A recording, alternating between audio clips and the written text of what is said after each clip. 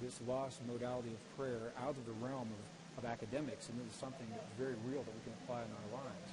I had the opportunity during that time to see some video footage of the healing of a 3-inch diameter bladder cancer inside the body of a woman who, by Western medical standards, had been diagnosed inoperable.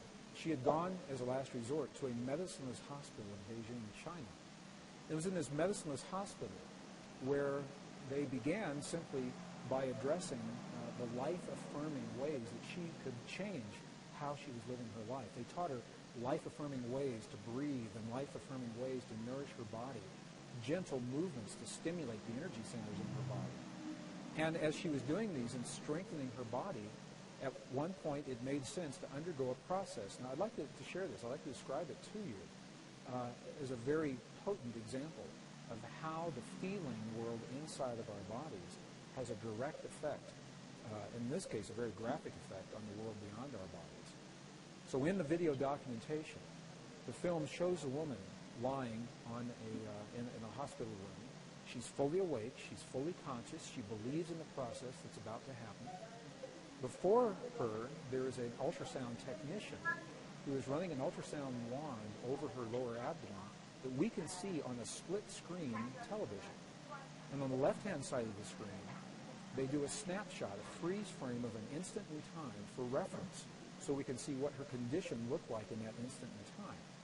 On the right-hand side of the screen, we are able to watch real time as 3 practitioners stand behind her, working with the energy in her body and with the feelings in their bodies. And what they do is they began to chant a word that to them they've agreed upon, that reinforces the feeling within them that she's already healed. The chant essentially says, already healed, already done.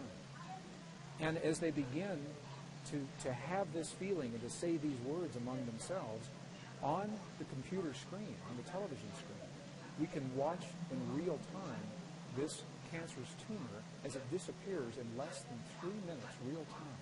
It's not like time-lapse on a documentary where you see a rose unfold in 30 seconds in something that normally takes days. This literally happens in less than 3 minutes.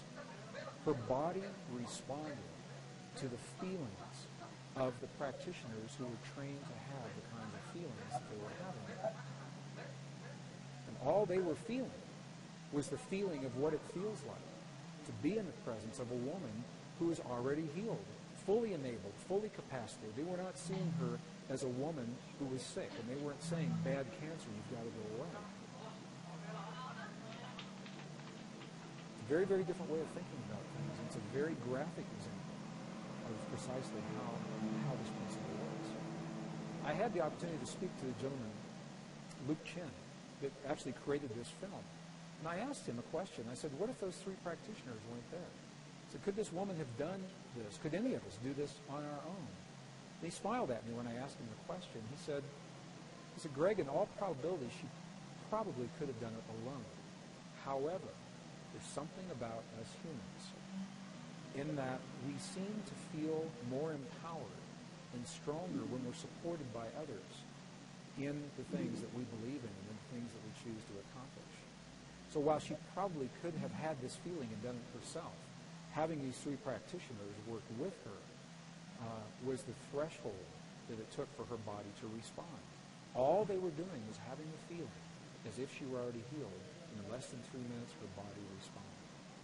What Western physics now is beginning to tell us is that the same energy, the same field that led to the healing in this woman's body also leads to peace between nations. It's the